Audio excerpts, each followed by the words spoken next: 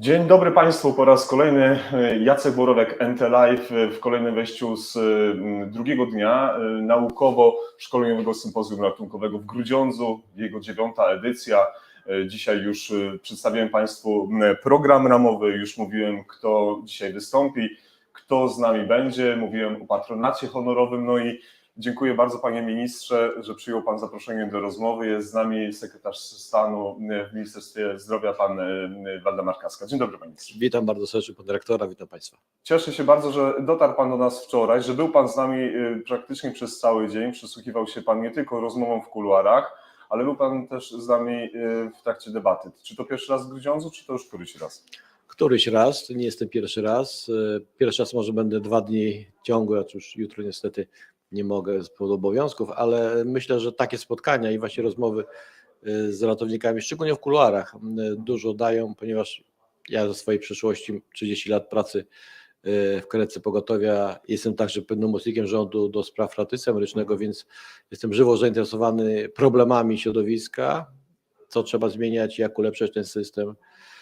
Mam nadzieję, że przez ostatnie lata dużo zadziało się w polskim ratownictwie medycznym i mam nadzieję, że się jeszcze dużo zadzieje. Sporo żeśmy wczoraj na ten temat rozmawiali, ale może rzeczywiście dzisiejszą rozmowę, gdybyśmy, drodzy Państwo, rozpoczęli od wczorajszej debaty, tam rozmawialiśmy bardzo dużo o jakości. Jednym z najczęściej zadawanych pytań czy komentarzy w trakcie NT Live, a mamy zrealizowanych 89 odcinków, szczególnie ratownicy piszą o takim postulacie, że mówimy o jakości w stosunku do nas, do pracowników pierwszej linii frontu czy w SOR-ze, ale też mówimy o jakości. I ja to też trochę zaznaczyłem wczoraj, Panie Ministrze, w trakcie debaty, że to także Ministerstwu Zdrowia powinno zależeć na tej jakości, żeby Ministerstwo Zdrowia, które czuwa nad nami, jeśli chodzi o legislację, organizację systemu, Pan jest odpowiedzialny za ratownictwo, żeby Państwu zależało na jakości. To niech Pan powie, Panie Ministrze, jaka jest Pańska definicja tej jakości i co Ministerstwo robi, żeby Wam zależało. Myślę, że przyjęliśmy definicję, że w polskim ratownictwie medycznym, jeżeli trafiamy już na miejsce zdarzenia, staramy się udzielić tej pomocy wszechstronnej, nie tak jak jest taka także jedna z taktyk, że ładuj i jedziesz, prawda? My staramy się i daliśmy duże uprawnienia ratownikom, aby na tym miejscu zdarzenia tego pacjenta zabezpieczali maksymalnie, żeby go dostarczyć do SOR-u, do szpitala czy do izby przyjęć w jak najlepszym stanie, prawda? I to także determinuje, w jaki sposób to będzie udzielane.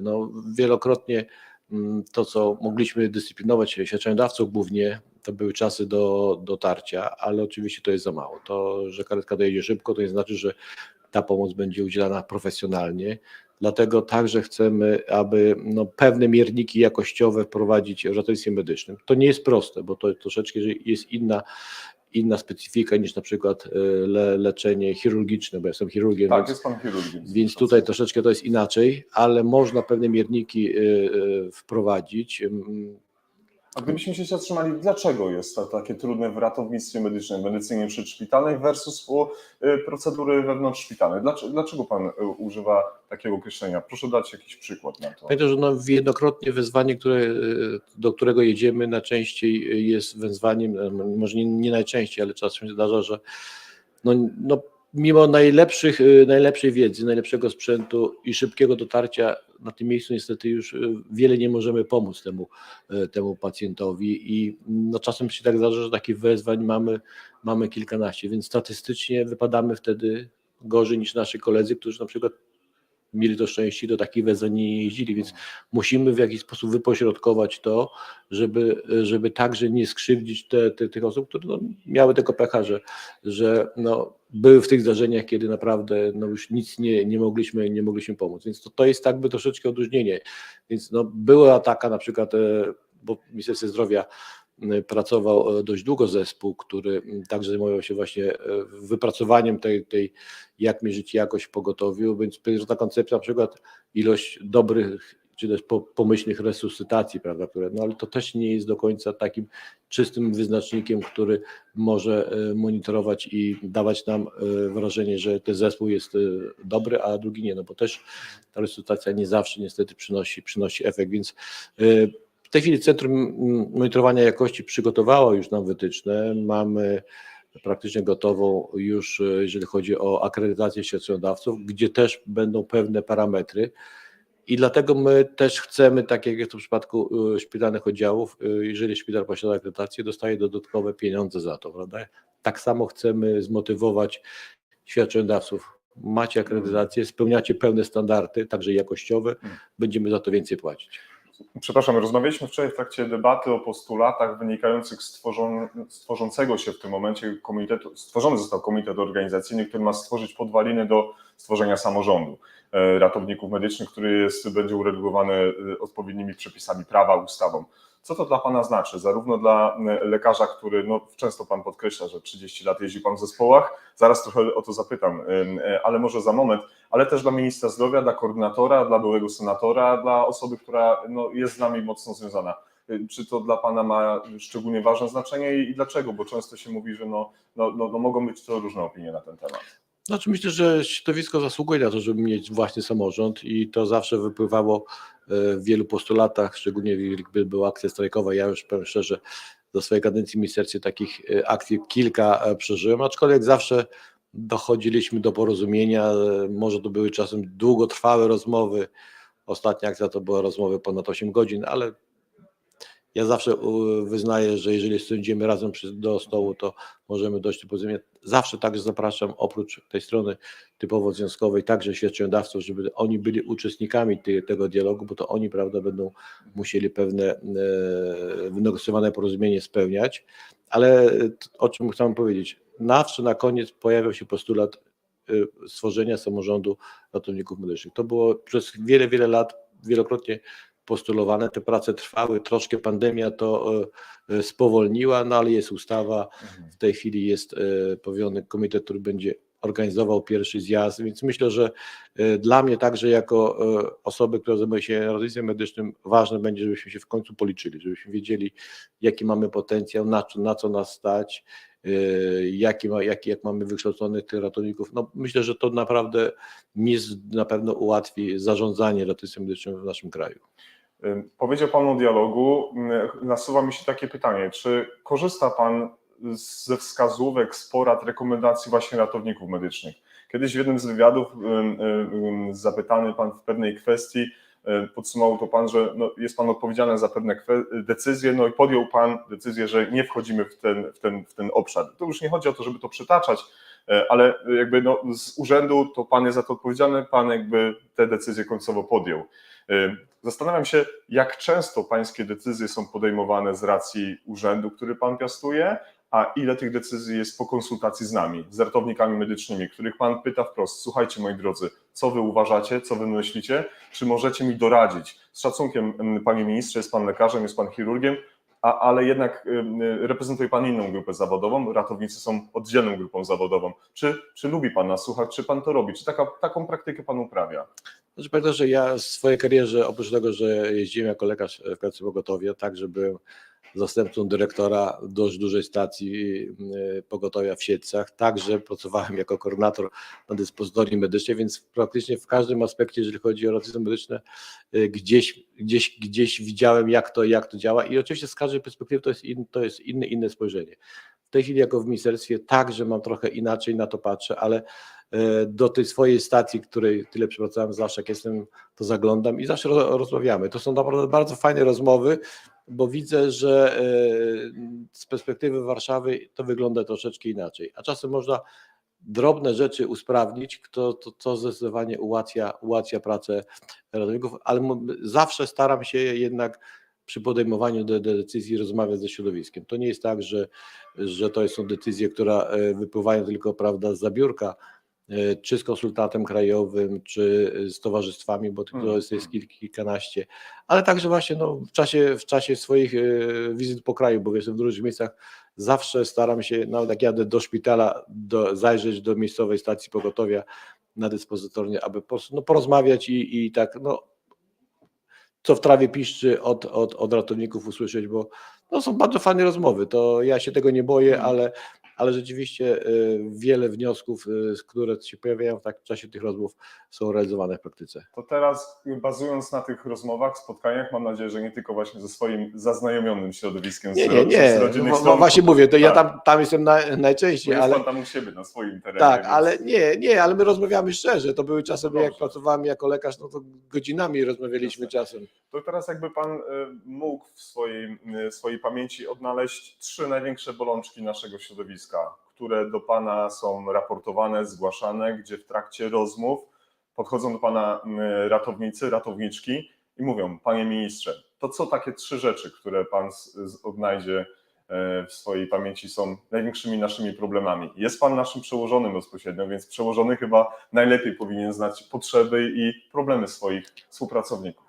3 rzeczy. Panie, że w Ministerstwie Zdrowia pracuję ponad 4 lata. Kiedy rozpoczynałem pracę, finansowanie ratownictwa medycznego było na poziomie niecałe 2 miliardy złotych. Główną bolączką to było to, że po prostu te pieniądze, które powinny trafiać do ratownictwa, tam nie trafiały. Czyli finansowanie. Finansowanie, rzecz, tak. Nie jest ono tak kierunkowane. Tak? Ale myślę, że przez te 4 lata udało się naprawdę poprawić finansowanie i to prawie dwukrotnie. To są bardzo duże pieniądze, które trafiają nie tylko na sprzęt, bo O to, tym pan mówił wczoraj. ale rzeczywiście. także poszły duże pieniądze, jeżeli chodzi o wynagrodzenia. Myślę, że tutaj, i to można tak trochę powiedzieć z takim troszeczkę uśmiechem, ostatnie spotkanie z komitetem strajkowym, bośmy spotykamy się już, gdzie rozmawialiśmy właśnie o budowaniu samorządu lekarskiego. Pierwszy raz nie było tematu wynagrodzeń. Czyli tak, finansowanie. Druga kwestia, którą zapamiętał pan, szczególnie jeśli chodzi o rozmowy w trakcie tych wizyt. Tutaj jedna z naszych słuchaczek zadała pytanie, gdzie pan ostatnio był, jeśli chodzi o ratownictwo medyczne, ale to może za chwilkę. To druga kwestia, o której pan wie, że to jest nasza bolączka, nasz kłopot, nasz problem? Znaczy wtedy, kiedy jeździłem na karetce, no... Ale to było dawno temu, już to się sporo zmieniło. 4 lata temu, prawda, to może nie aż tak dawno, no były problemy z tabletami, prawda, z tymi Sprzęt techniczny, sprzętem, prawda, z GPS-em, prawda. Myślę, że to z biegiem czasu się poprawia. Widzę, że także tablety też będą wymagały niedługo gruntownej wymiany, bo one także zużywają się, tak jak sprzęt elektroniczny, więc myślę, że tutaj technicznie, no wtedy także były niedostatki, jeżeli chodzi o tabor. Te karetki były niestety dość zużyte. W ciągu ostatnich 4 lat, szczególnie w czasie pandemii, naprawdę wymieniliśmy praktycznie prawie cały tabor. Chcę, aby karetka nie miała więcej niż 5 lat. To jest w wielu krajach także taki jakby element. Ona po prostu wypada z systemu, jeżeli ma więcej niż 5-letni czas użytkowania, więc chciałbym tak, żeby to w Polsce też się działo, bo sprawny sprzęt, szybki dojazd, no myślę, że też jest podstawą. Finansowanie, technologia versus tabor, no to taka trzecia kwestia, która jak się pan budzi o 3:00 w nocy i tak myśli, no to co to taki problem jest, który pan zauważa? Znaczy, panie redaktorze, no chciałbym, żeby każdy ratownik, bo podkreślam każdy, to wielokrotnie mówię, że możemy sobie wybrać lekarza rodzinnego, szpital, w którym chcemy się leczyć, ale jeżeli mamy wypadek, to przyjedzie ta najbliższa, najszybsza karetka i chciałbym, żeby każdy ratownik, który jest w tej karetce, miał podobny standard wykształcenia i posiadał podobne umiejętności. Wiem, że to nie jest łatwo, szczególnie, że mieliśmy ten okres przejściowy, kiedy pewna grupa kiedyś tak zwanych sanitariuszy zdobyła uprawnienia ratowników i pewne rzeczy na pewno jest trudno przeskoczyć, ale chciałbym, żeby pewne umiejętności pewna grupa miała i je niestety trzeba co jakiś czas powtarzać, przypominać sobie, bo nie wszystkie czynności wykonujemy codziennie. Ale także chciałbym, to może trochę wybiegam w przyszłość, żeby także dawać uprawnienia pewnej grupie, może nie wszystkim, kto chce, prawda, do pewnych działań w ratownictwie medycznym, po pewnych kursach, które dają pewne uprawnienia i myślę, że to jest ten kierunek, w którym w tej chwili powinniśmy pójść. Czyli nawiązuje pan trochę do debaty, o której żeśmy mówili wczoraj, że kształcenie podyplomowe, stopień magisterskich studiów nie dla wszystkich, kompetencje nie dla wszystkich, dla tych, którzy przejdą odpowiednio szkolenie, kursy i co ważne recertyfikację tych uprawnień, bo raz nadane uprawnienia, to wiemy, że w medycynie no to nie jest tak, że do końca już się je ma, trzeba je wybraniać, trzeba się rozwijać, trzeba się uczyć. No szczególnie w ratownictwie medycznym, to idzie bardzo szybko, jeżeli chodzi o różne sprzęty. No dzisiaj mamy tutaj warsztaty z USG, kto kiedyś myślał, żeby w karetce wykonywać badanie USG, które jest w tej chwili no, bardzo pomocne, prawda? Wiem, że w wielu stacjach już to działa i to poprawia naszą diagnostykę, nasze także bezpieczeństwo, jeżeli chodzi o leczenie pacjenta w karetce. Więc to, no, przed tymi nowościami nie uciekniemy, no, ale musimy ciągle się kształcić, ciągle musimy to poprawiać, więc myślę, że no, ten postęp technologiczny powinien iść tak, jest to, że jednak zdobywamy te nowe wiadomości, kształcimy się, przypominamy sobie pewne rzeczy. Myślę, że te centra, szczególnie symulacji, które powstają i one są, myślę, że są bardzo ważne, byśmy jednak co jakiś czas przechodzili tam te, prawda, przypomnienie sobie pewnych czynności. No przecież nie intubujemy czasem codziennie, prawda? Tak. Powtarzalność pewnych rzeczy, o których żeśmy wczoraj rozmawiali. W ratownictwie no, czasem nie ma czasu na te, prawda, myślenie, zastanawianie się. To trzeba pewne rzeczy wykonać automatycznie. Oczywiście no, nie bezmyślnie, ale pewny automatyzm, pewna rutyna musi być. To wymaga treningu. Zanim, drodzy Państwo, przejdziemy do pytań, które już się pojawiły tutaj w komentarzach, do Pana Ministra. Przypomnę, że dzisiaj w Grudziądzu, dzisiaj w Live w studio wyjazdowym jest sekretarz stanu w Ministerstwie Zdrowia, pan Waldemar Kraska. Raz jeszcze witam w naszym pięknym studio. Powiedział pan, że ostatni dyżur 4 lata temu jako lekarz w zespołach ratownictwa medycznego. Jakby pan tak, ja wiem, że to strasznie dużo na głowie, ale gdyby pan sobie przypomniał taką sytuację z tych ostatnich dyżurów, co panu najbardziej przeszkadzało w tym systemie? Co pan sobie pomyślał sam do siebie mówiąc, to trzeba zmienić, to nie działa jak należy? Może na przykładzie jakiegoś wyjazdu, który utknął w pana pamięci.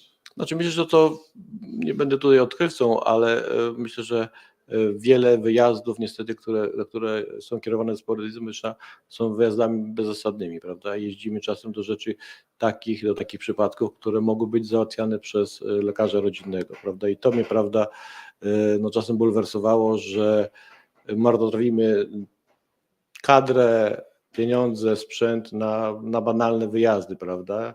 Jak rozwiązać taki I problem? to też także myślę, że frustruje środowisko, prawda, bo kształcimy się, jesteśmy przygotowani do ratowania życia i zdrowia ludzkiego, a nie jeżdżenia do na przykład, nie wiem, katarów, prawda, przeziębień i tak dalej, wymiany cewnika na przykład. No, to bardzo mnie bulwersuje i wielokrotnie powtarzam, fundamentem jest dobra praktyka lekarza rodzinnego. Jeżeli to będzie źle działało, no wtedy ktoś musi za to odpowiadać. Ale jeszcze dodam jedną rzecz. No ja także w pandemii głównie zajmowałem się pandemią, to muszę powiedzieć, że mimo tego całego zawirowania, tej takiej niepewności, ratownictwo naprawdę stanęło na wysokości zadania. Zawsze mogłem na ratowników polegać na pogotowiu i nie było łatwo. To też nie było to, bo też to są ludzie także, którzy mają rodziny, także chorowali, ale zawsze ja byłem w bliskim kontakcie z praktycznie wszystkimi wojewodami, którzy nadzorują ratownictwo medyczne w swoich województwach, więc tutaj naprawdę jeszcze raz muszę podziękować za ten wysiłek. Naprawdę to był trudny czas, ale jeżeli chodzi o ratownictwo, to zdaliście Państwo na szóstkę. Jestem przekonany, że wszyscy nasi koledzy, koleżanki wszystkich korpusów, wszystkich zawodów, którzy są ujęci w PRM-ie, za takie słowa są bardzo wdzięczni. Niemniej jednak ja zapytam jeszcze pana o jedną kwestię. Przed chwilą pan powiedział o tych swoich przemyśleniach czy rozterkach z ostatnich dyżurów. No ale właśnie, pan jako nasz szef, nie ma pan czasami takiej ochoty walnąć pięścią w stół i powiedzieć: halo, nie zgadzam się na taką politykę POZ-ową, nie zgadzam się na to, żeby moi ludzie w dobrym tego słowa znaczeniu realizowali taką politykę w kontekście i dyspozytorni, w kontekście POZ-u. Pan jest odpowiedzialny za Państwowe Ratownictwo Medyczne, czyli SOR-y, czyli ZRM-y, czyli LPR i parę innych kwestii. Nie ma pan czasami takiej potrzeby powiedzieć: właśnie, nie, tak już nie chcę. I rozmawiając z pozostałymi pracownikami w Ministerstwie Zdrowia czy z panem ministrem Niedzielskim, mówiąc wprost, no nie wyrażam na to zgody, bo to są właśnie ludzie, o których chcę zadbać. Żeby to było takie łatwe, panie redaktorze. Tak, ale i dlaczego nie jest łatwe? Wie pan co, ja jestem uczulony na dwie rzeczy: na smutnych ludzi i na słowo nie da się. Znaczy nie powiem, że się nie da, bo my o tym rozmawiamy i rzeczywiście w tej chwili może nie wykonujemy rewolucji w POZ-cie, ale wykonujemy to w sposób ewolucyjny, bo może troszkę odbiegnę od ratownictwa, bo także zajmuję się kardiologią i onkologią w tej chwili, prawda? No, mamy na przykład na Mazowszu 2 razy więcej kardiologów niż w Unii Europejskiej, niż średnia europejska, a są kolejki. Dlaczego? jest kilka przyczyn, tak? Myślę, że podstawowa przyczyna, że wiele przypadków, którzy pacjenci trafiają do kardiologa, nie ma takiej potrzeby. Pacjent, który ma ustabilizowane ciśnienie, nie musi co 2 miesiące być u kardiologa, który mu przypisze te same leki, które bierze, prawda? On powinien być u lekarza rodzinnego. Podobnie tak samo tutaj. Wiele przypadków, które szczególnie w godzinach popołudniowych, kiedy jest lekarz rodzinny, no, mogą być załatwiane przez niego, prawda? A nie wzywanie pogotowia ratunkowego i niestety to zawsze wytykam lekarzom rodzinnym, że to czasem mówią, no weźmie pan karetkę, bo ja zaraz skończę pracę i tak dalej. No nie Albo powinno tak działać. skierowanie do diagnostyki w SOR-ze. Albo SOR SOR, nie no, jest miejscem, dokładnie. gdzie się diagnozuje pacjenta POZ-u, To prawda? też w tej chwili zmieniamy, prawda? Też ja chcę, żeby ten system nie tylko był sprawny, jeżeli chodzi o leczenie przedszpitalne, ale także sorowskie, prawda? Więc także chcemy, aby przy każdym SOR-ze była jeszcze pomoc lekarska i no, mówiąc brzydko, nie odsiewać, ale te przypadki, które są przypadkami lekkimi, lżejszymi, nie czekały długo na to, aż lekarz SOR-u go zobaczy, bo też szkoda tego potencjału, prawda? Lekarza medycyny ratunkowej, ratowników, on powinien być przekierowany za ścianę do lekarza NPL-u i tam być załatwiony. To też myślę, mam nadzieję, odciąży szpitalne oddziały ratunkowe, które no, też, szczególnie też pandemii, były bardzo przeciążone. Ja nie ukrywam, panie ministrze, że ja bardzo będę dopingował takiemu działaniu, ale też będę bardziej dopingował takiej właśnie postawie. Traktuję pana jako również starszego kolegę po fachu z ratownictwa, sam z tego ratownictwa polskiego się wywodzę i liczę na taką postawę właśnie, no taką trochę z pięścią, może nie do samego pana ministra, ale do systemu, no bo jednak jest pan naszym szefem. Drodzy państwo, pojawiają się pierwsze pytania, które już teraz będę zadawał panu ministrowi. Jest z nami pani Elżbieta Sabik. Pani Elżbieta jest z nami bardzo często. Bardzo się cieszę, że NT Live przez te 3 lata swojego działania ma już swoich stałych widzów, słuchaczy, widzki i słuchaczki. Pani Elżbieta zadała pytanie, czy nie powinno być limitów przeprowadzonych godzin w ratownictwie ZRM i SOR, czy to nie wpływa na jakość świadczonych usług i to zwracamy się. Znaczy, no, na pewno w każdym zawodzie przepracowany, zmęczony pracownik to pracuje mniej wydajnie i częściej popełnia błędy, to ja się w pełni zgadzam, ale może poczekajmy, aż się ukonstytuuje samorząd, kiedy będziemy... A co pan myśli sam, jako minister, jako nasz przełożony? Samorząd to jedno, ale chcemy znać pańskie zdanie, panie ministrze. Panie redaktorze, są stacje różne pogotowia. Są stacje, kiedy wsiadamy do karetki o godzinie 7 rano, o 19 wysiadamy, ale są stacje, gdzie mamy ten jeden wyjazd, albo czasem nawet nie ma tego jednego wyjazdu na dobę, więc to nie jest tak, że to możemy, prawda, od razu powiedzieć, że pełną miarką wszystkich tutaj, żeśmy nie wylali dziecka z kąpielą, więc tutaj też powinna być jakaś gradacja. Duże miasta, mniejsze miasta. No, pewnie każdy może powiedzieć, ale czy to moja wina, że ja pracuję w małej miejscowości. Rozmawialiśmy wczoraj teraz. Prawda? No, też jestem w gotowości. Jest wyjazd, to wyjeżdżam, prawda? Więc no to nie jest takie łatwe, żebyśmy, prawda, no jakieś limity. Też nie chciałbym, prawda, odgórnego limitu, prawda, że tylko możesz tyle pracować, bo myślę, że środowisko też na to by nie przystało. Aczkolwiek no na pewno tak jak w przypadku szpitali, no jest to jakaś przerwa po pracy. Na etacie to też jest, prawda, ale jeżeli pracujemy na kontrakcie, na umowie cywilnoprawnej, to tych ograniczeń nie ma i czasem pracujemy niestety no za właśnie, dużo. i czy praca kontraktowa taka otwarta, taka zgodnie z zasadą spółki prawa handlowego, czy firmy jednoosobowej nie zaburza nam definicji jakości? No bo tutaj nie ma takich zasad. Tak czasami jazda bez trzymanki to ja jest. Zdecydowanie jestem zwolennikiem pracy na etat, bo to raz, że jest odkładanie kapitału na przyszłość. Młodzi ludzie o tym jeszcze nie myślą, prawda? Ale ja już jestem w takim wieku, kiedy już myślę o emeryturze, więc praca na etacie daje nam to bezpieczeństwo, także zachorujemy, prawda? To są rzeczy, mamy urlop, to są rzeczy bardzo dla nas, myślę ważne. Ale też ja nie uważam, żebyśmy zamykali drogę do tego, że ktoś chce pracować na kontrakcie, chce pracować więcej, chce prowadzić swoją działalność, żeby tą drogę zamykać. Więc myślę, że także w tej chwili stacjach jest wielu ratowników, którzy pracują właśnie na etacie, które pracują właśnie w pewnych warunkach prawnych, prawa pracy i to dobrze jest. Myślę, że dobrze, że w tym kierunku idziemy, ale to także jest wynikiem tego, że podnieśliśmy wynagrodzenia, że w tej chwili także praca na etacie jest opłacalną, a nie tylko na kontrakcie. Panie ministrze, ja od blisko 10 lat jestem pracownikiem Szpitala Uniwersyteckiego w Oslo i nasza klinika to ponad 800 osób, pracują tam osoby, które zarówno przyjmują wyzwania z numeru 113, numeru ratunkowego, to 18 stacji, w których między innymi ja pracuję w jednym z nich. Do tego mamy również śmigło i do tego mamy również kwestie zespołów wyjazdowych w innej formie. Mówimy tutaj o systemie rendezvous, w naszym szpitalu się sprawdza, jest taki zespół. Mówimy też o takich zespołach wczesnego reagowania, first responder z języka angielskiego. Myślę, że polska nazwa też by się trafiła. Działają te zespoły świetnie, albo motocyklowe, albo jednoosobowe. Zima w Norwegii bywa czasami uciążliwa, wtedy panie przesiadają się na samochody. Pan Marcin Fleischer właśnie zadał pytanie, co pan minister sądzi o wprowadzeniu w Polsce właśnie takich jednostek, first responder, rendezvous, zespołów szybkiego reagowania. Znaczy, jeżeli chodzi o rendezvous, jestem wielkim zwolennikiem tego systemu i w czasie prac nad nowelizacją ustawy o personelu ratownictwie medycznym zespół pracował, to był bardzo szeroki zespół i przedstawicielów, i towarzystw, i lekarzy, i pracodawców.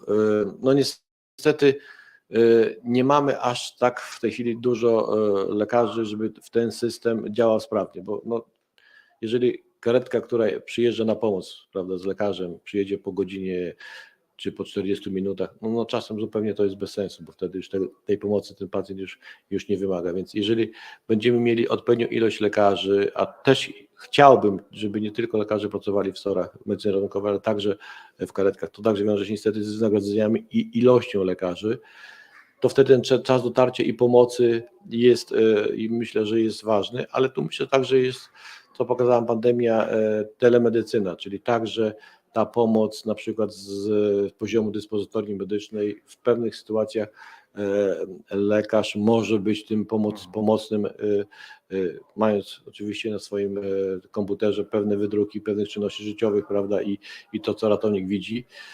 Chcieliśmy, ja byłem bardzo wielkim orędownikiem wprowadzenia tak zwanych kamerek na stronę, żeby każdy ratownik, ale troszeczkę tutaj odbiliśmy się od ministerstwa, które zajmuje się, prawda, ochroną danych osobowych. To są dane wrażliwe, prawda, i na razie nie możemy już czy trzykrotnie podchodziliśmy do tego tematu, żeby to przebrnąć, więc tutaj napotkamy opór, ale myślę, że w końcu jednak to także, myślę, że dla bezpieczeństwa ratownika jest ważne. Tak w innych krajach to działa, na prawda? przykład Wielka Brytania, no właśnie, mają więc... to bez problemu, to właśnie bezpieczeństwo pan powiedział. Ale wtedy właśnie to także, bo ta kamerka będzie pomagała temu lekarzowi, który będzie w kontakcie z tym zespołem, będzie widział także tego pacjenta, będzie widział, co przy nim robimy, prawda, więc myślę, że to jest ta przyszłość, która jest na pewno jest przed nami.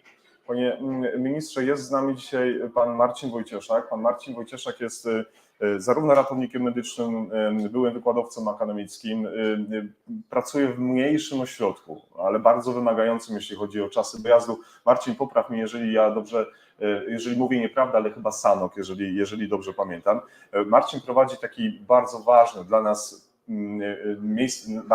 miejsce w internecie, taki blog, który nazywa się Lucas Felcher, gdzie Marcin przedstawia trendy światowe, pokazuje evidence-based medicine, mówi o tych rzeczach, które rzeczywiście funkcjonują. I Marcin, witam Ciebie, drogi kolego, dziękuję, że jesteś z nami. Zadał pytanie w kontekście jednych z problemów, o których Pan wyjustował w trakcie swojej wypowiedzi na początek. Kiedy w tabelce najniższego wynagrodzenia w ochronie zdrowia będziemy mieli współczynnik 1,02? Takie jest pytanie do Pana. Znaczy to zawsze wybrzmiewało w czasie protestów, prawda, że ratownicy medyczni byli traktowani zawsze troszkę niżej, prawda?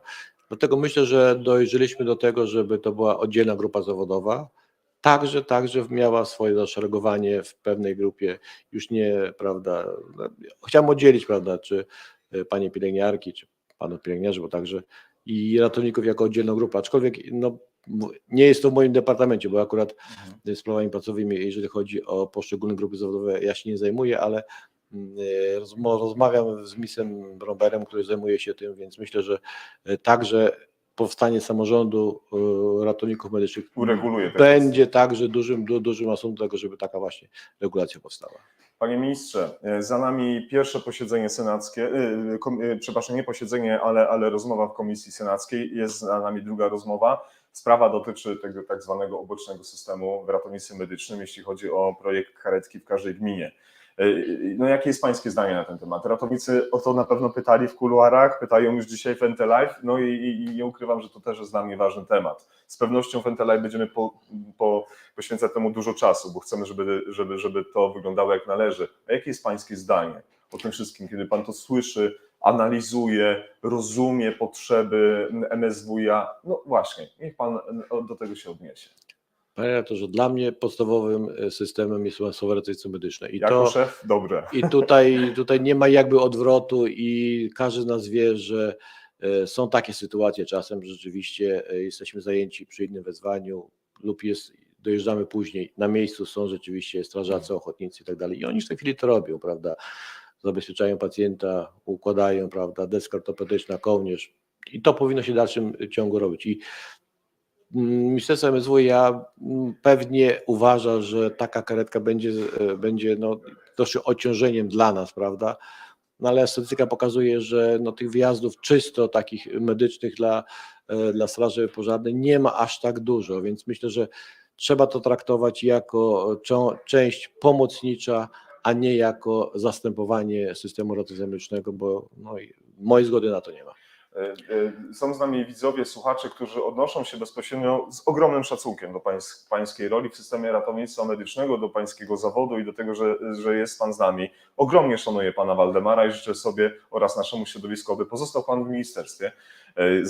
Przed nami za kilka miesięcy dokonają się te wybory, ale pan słuchacz napisał, że zdumiewa słuchacza bierność wobec zapędów PSP. Panie Waldemarze, dualizm systemu ratownictwa medycznego to absurd na skalę światową. Już się pan do tego odniósł, ale może jeszcze do komentarza by warto było. Znaczy ja ostatnio uczestniczyłem w Senackiej Komisji Zdrowia, gdzie właśnie ten temat dość głośno wybrzmiał. Ta ustawa jest jakby procedowana niezależnie od Ministerstwa Zdrowia.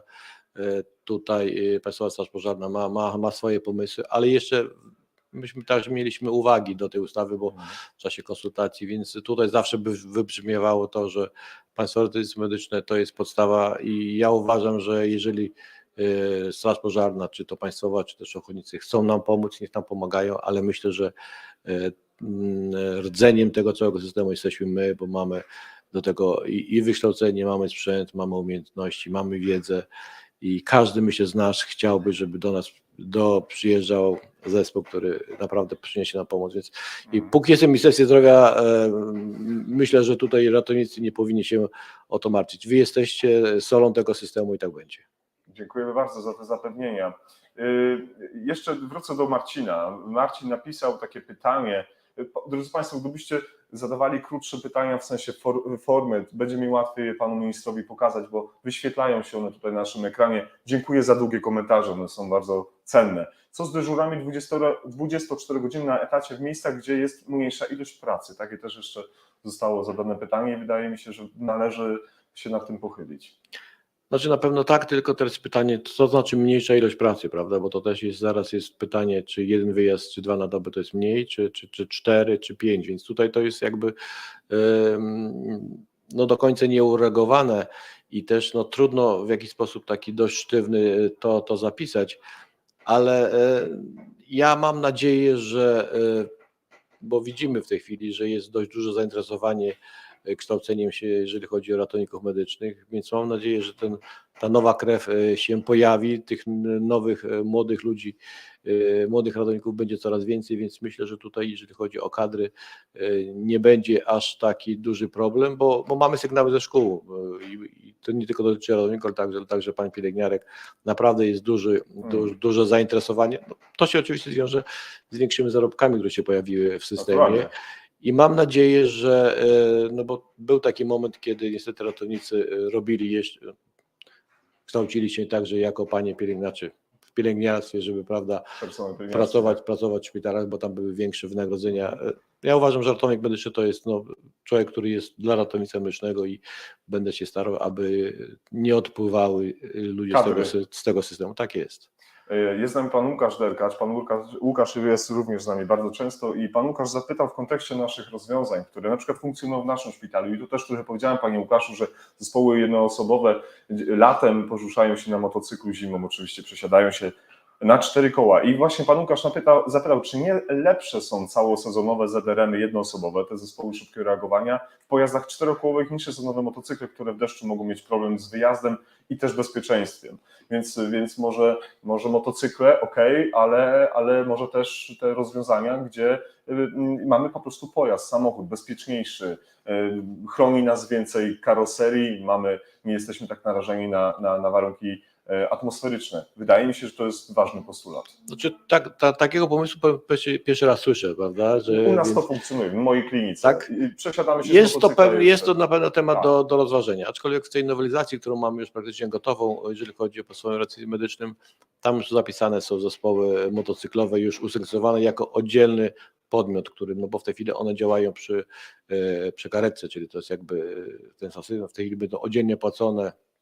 Oczywiście tylko w okresie letnim, prawda, kiedy jest taka możliwość. Najczęściej to dotyczy dużych miast i te zespoły, które do tej pory działały, motocyklowe naprawdę się sprawdzają, więc ten kierunek już jest jakby przesądzony. Ewentualnie można go modyfikować. Ale właśnie to, co wybrzmiało, ja powiem szczerze, że pierwszy raz słyszę o takim zespole jednoosobowym w samochodzie, tak, ale jest to pewne rozwiązanie, rzeczywiście tak. Podam przykład. W naszej stacji funkcjonuje samochód, notabene pierwszy samochód elektryczny w Norwegii, który jest właśnie first responderem, czyli przychodzi na zmianę paramedyk, bo tak jak żeśmy wczoraj rozmawiali z panem Romanem, kim ten paramedyk jest, to jest osoba, która ma bardzo wysokie kompetencje, wsiada do takiego samochodu i działa na zasadzie szybkiego reagowania. Samochód, pojazd, który jest wyposażony dokładnie tak samo jak karetka, bez noszy, jest tam wszystko, co potrzeba i w sytuacji, kiedy pogoda jest niedobra, kiedy aura nie sprzyja, zimą szczególnie w Norwegii, to taki zespół jest i on pracuje w trybie 12-godzinnym, na weekendy, na dni powszednie, nocne dyżury, jeżeli są większe imprezy, zabezpieczenia i tak dalej, więc to działa. W naszej klinice to funkcjonuje, więc może dzięki temu, co pan Łukasz napisał i może dzięki temu, co się teraz, z czym się z panem ministrem dzielę, może warto się też nad tym pochylić, bo to chyba dobry pomysł. Znaczy nie wszystko się da zero-jedynkowo przenieść, prawda, z Norwegii do Polski, prawda, ale myślę, że jakiś pilotaż będziemy mogli zrobić, żeby zobaczyć, czy to zadziała w naszych warunkach. Panie ministrze, pyta pan Michał Górnikowski, a co pan sądzi o dysponowaniu wizyt dla lekarzy NPL przez dyspozytornie medyczne, gradacja pilności wyjazdów? O tych dyspozytorniach, o tych różnych sytuacjach już mówiliśmy wiele i tam czasami niestety pewne procedury chyba nie do końca funkcjonują. Jak pan ocenia tutaj te kwestie? Znaczy ja dość długo pracowałem na dyspozytorni medycznej jako lekarz koordynator, bo tak na Mazowszu w pewnym czasie funkcjonowaliśmy i rzeczywiście wielokrotnie były typowe wezwania dla lekarza rodzinnego, więc żeby ta rozmowa była dość łatwiejsza, więc wtedy ja jako koordynator rozmawiałem z lekarzem rodzinnym i jako kolega z kolegą przekonywałem, że że rzeczywiście potrzebujesz tej karetki, tak? Tak. Najczęściej kończyło się tak, że nie, że poradzę sobie ale właśnie to nie jest procedura, to takie to uznaniowe, panie ministrze. Dlatego tak to nie powinno być, więc inaczej jak dyspozytor medyczny, ratownik czy pielęgniarka rozmawiał z tym lekarzem, lekarz mówi, co będzie pani mi tu mówić, a ja chyba lepiej wiem. To też nie możemy się, prawda, ja jestem lekarzem, a to jest ratownik, tak, jesteśmy kolegami, pracujemy dla dobra pacjenta, więc powinniśmy się nawzajem szanować, więc też ja wiem, że procedury pewne możemy pewne procedury, nie łamać, nie. Ja chciałem co innego, bo ten zespół, który także pracował, chcieliśmy pracować pewne procedury, które jest takie wezwanie, nie jest to wezwanie do ratownictwa medycznego. I skończyło się taką konkluzją, że nikt nie chciał się pod czymś takim podpisać, zaczynając od konsultanta krajowego, ponieważ akurat w ratownictwie medycznym życie czasem płata takie figle i wezwanie, które się wydaje banalne, nie dla ratownictwa medycznego, na miejscu się okazuje, że jest naprawdę potężny dramat i odwrotnie, czasem jest wiele krzyku, prawda, i tak dalej, więc tu także czasem oprócz tych tak sztywnych procedur ta osoba, która przyjmuje to wezwanie, musi mieć tego nosa, musi mieć to doświadczenie, prawda, i czasem trudno nawet to określić, co w nas jest, ale czujemy, że akurat tam powinna jechać karetka, mimo że czasem wydaje się, że jest to banalne wezwanie. Liczę na to, że ta współpraca będzie się układała bardzo, bardzo dobrze. Pan Marcin Janik jest dzisiaj z nami. Pan Marcin ma zarówno doświadczenie związane z PSP, jak i jest też ratownikiem medycznym, więc dla nas jest to wyjątkowo cenna osoba w obecnym czasie. która komentuje, która wypowiada się na pewne kwestie i pan Marcin udostępnił taki komentarz. Czy jakość w PRN, a co za tym idzie zdrowie i bezpieczeństwo pacjentów, będą uzależnione od woli dysponenta, zakładając, że sama akredytacja realnie będzie miała na nie wpływ? A co za tym idzie, obywatel dzwoniąc pod numer 39 w dwóch różnych miastach nie będzie miał zagwarantowanego jednolitego standardu jakości udzielonych świadczeń. I tu znak zapytania.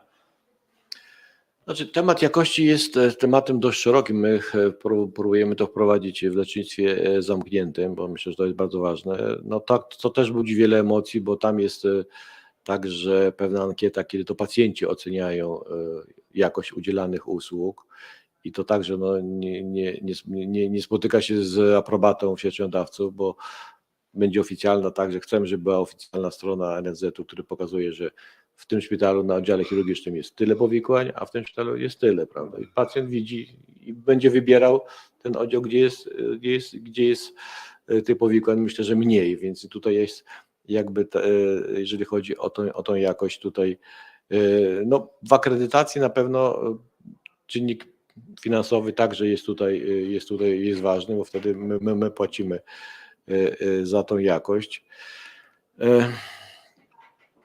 Temat jakości jest i dobry, i zły, w tym sensie, że wszyscy mówią, że jesteśmy za jakością, tylko jak ktoś powie, no to ja muszę twoją jakość sprawdzić, pewne mierniki Niechętnie chcę się podać ocenie zewnętrznej, pewnemu takiemu skontrolowaniu w dobrym tego słowa znaczeniu, co reprezentujemy. Nikt z natury ludzkiej nie chce być kontrolowany, prawda, i sprawdzany, ale no nie da się bez tego, prawda? Taki audyt zewnętrzny, własny, tak? No, pewne standardy, które i przy przyjmowaniu wezwań, przy wyjeżdżaniu na pewno są.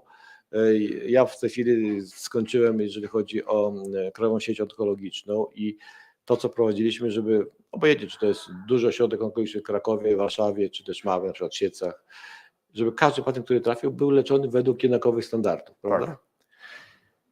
Chcieliśmy to zrobić, żeby konsultanci, eksperci, na przykład dla raka piersi zrobili taki standard, dla raka jelita grubego taki standard i powiem szczerze, że 3 profesorów, 4 różne opinie. To tak jak z prawnikami. Więc no, widziałem, że tą drogą nie wypracujemy, więc zaciągnęliśmy ze Stanów Zjednoczonych już wypracowane standardy, które troszeczkę zmieniliśmy na grunt polski i po prostu no, tam, gdzie pacjent trafia, ma być tak samo leczony. Mówię, czy to jest Warszawa, czy to jest mały środek.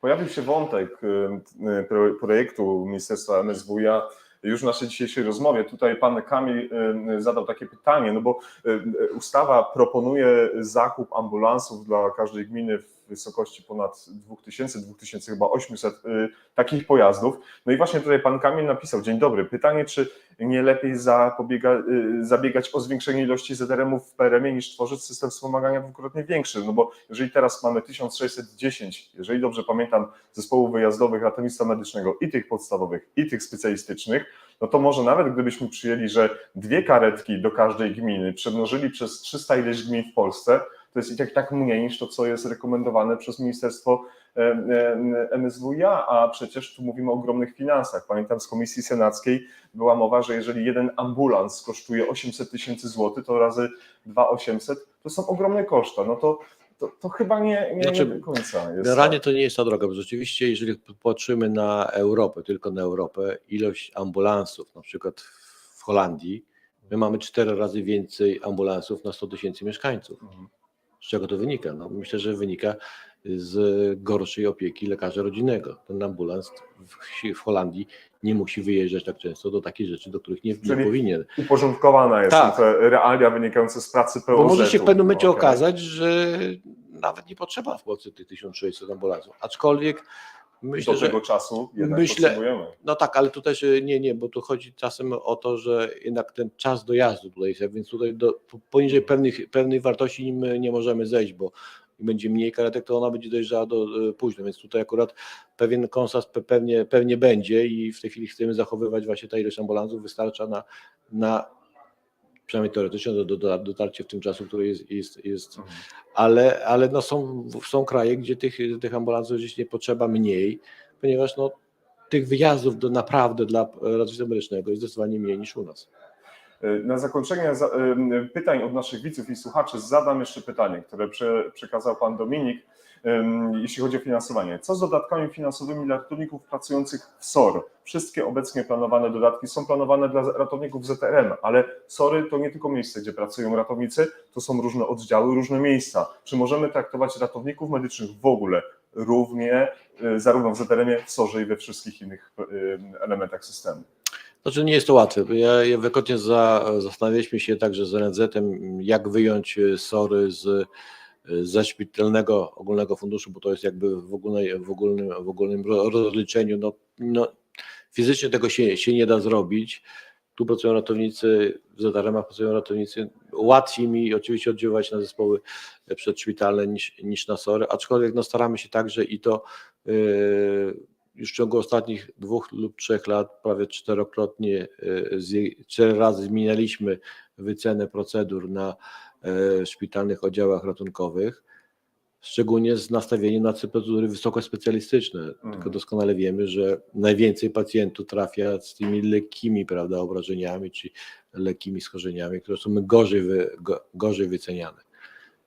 Pojawia się wielokrotnie pytanie, czy nam potrzeba aż tyle SOR-ów, prawda? Czy ten SOR nie powinien być izbą przyjęć, prawda?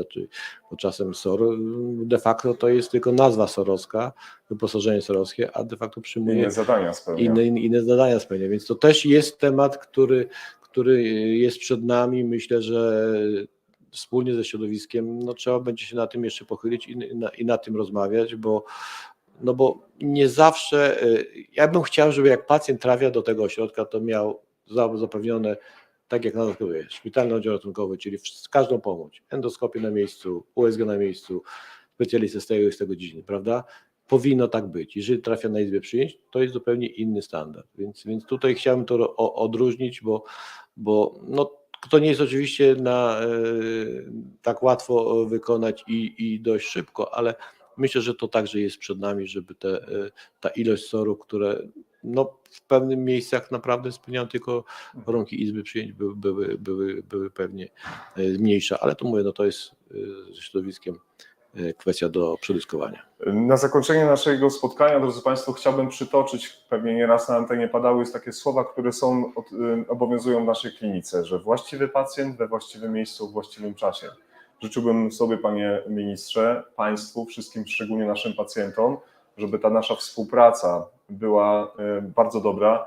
Mam taką nadzieję, mam taką ambicję, może też, żeby namawiać Państwa do tego, żeby słuchać ratowników, żeby słuchać tego środowiska w taki dobry, konstruktywny sposób. Oczywiście tam, gdzie są konkretne, realne rzeczy, które już są zrobione, powiedzieć o tym, bo trzeba się czymś dobrym pochwalić, ale też mam nadzieję na taką współpracę, ten teamwork, jako nasz szef, jako człowiek, który za nas odpowiada, powiedzieć wprost, dobrze, ja was słucham, bo wam wierzę, bo wam ufam, bo to wy robicie tę robotę, więc mam nadzieję, że w takim kontekście kolejne miesiące pańskiej pracy, życzę lat oczywiście, ale to wyborcy, mam nadzieję, że tak będzie, bo ponad podziałami politycznymi to tak naprawdę chodzi przecież o pacjentów, tak? Znaczy ja zawsze swoim kolegom politykom powtarzam, że właśnie jakbyś miał wypadek, przyjedzie do ciebie to najbliższa karetka, więc tutaj każda pieniążka, każda złotówka zainwestowana w ratownictwie, ona się może obrócić, że ty z tego skorzystać, prawda? Będzie, czy jesteś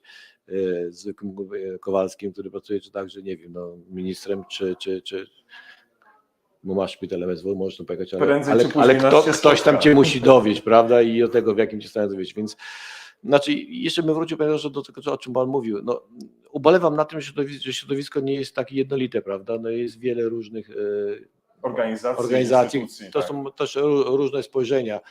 Ze strony Ministerstwa Zdrowia to może i dobrze, bo my wtedy łatwiej jest rozmawiać, jeśli środowisko nie jest jednolite, ale myślę, że to jest tak nieduża grupa zawodowa w sumie, która powinna się jednak bardziej scalić i mam nadzieję, że izba, która powstanie, no, to spowoduje, że będziecie takim jednym organizmem, mówić jednym głosem, bo to myślę, że to jest bardzo ważne i wtedy tam nam też jest łatwiej podejmować decyzje. Dlatego, drodzy Państwo, wszystkie ręce na pokład, jeżeli nasz bezpośredni przełożony na najwyższym szczeblu ministerialnym mówi o tym, że zakasać należy ręce, to ja namawiam też do takiej współpracy. Panie ministrze, taką tradycją już na naszym pięknym banerze takim pamiątkowym, gdzie podpisują się wszyscy goście NT Live, jest zawsze miejsce dla kolejnych, więc gdyby był Pan tak uprzejmy złożyć swój autograf tutaj, w tym miejscu, z dzisiejszą datą, będzie mi niezmiernie miło. A mam też nadzieję, Panie Ministrze, że w przyszłości przyjmie Pan zaproszenie do takiego regularnego spotkania w NT Live. Dzisiaj mamy 17 maja 2023 roku i wtedy przedyskutujemy, wrzucając, drodzy Państwo, na warsztat Wasze pytania i Wasze spostrzeżenia do Pana Ministra, bo wtedy jestem przekonany, że taka nasza robota, która jest do zrobienia, o której przed chwilą mówiliśmy, no będzie przynosiła realne efekty i liczmy się z tym, że nie każde nasze pomysły będą super dobre, ale mam nadzieję, że słowo nie da się i nie można, no będzie bardzo rzadko padało. Ja dziękuję za tę dzisiejszą rozmowę, za te pytania i jestem gotowy kontynuować taką współpracę, panie rektorze, bo myślę, że to też taka rozmowa ze środowiskiem jest bardzo ważna i nie uciekam od tego, a wręcz przeciwnie, chciałbym, żeby te różne postulaty, uwagi wypływały także w czasie takich rozmów. Jeszcze raz dziękuję za to. Bardzo proszę. Drodzy Państwo, naszym gościem w naszym dzisiejszym studiu wyjazdowym w Grudziądzu w ramach 9. Naukowo-Szkoleniowego Sympozjum Ratunkowego był sekretarz stanu w Ministerstwie Zdrowia pan Waldemar Kraska, lekarz, chirurg, nasz bezpośredni szef zapewniający o pełnym wsparciu dla naszego działania. Wszystkie ręce na pokład zgodnie z definicją. Właściwy pacjent we właściwym miejscu, we właściwym czasie. Dziękuję Panie Ministrze za rozmowę. Pozdrawiam Państwa do następnego wejścia. Za chwilę konsultant krajowy w dziedzinie medycyny ratunkowej, pan profesor, doktor habilitowany Robert Ładny. Tak więc zapowiada się dzisiaj naprawdę wyjątkowy dzień. Ja Panu życzę bardzo miłego dnia.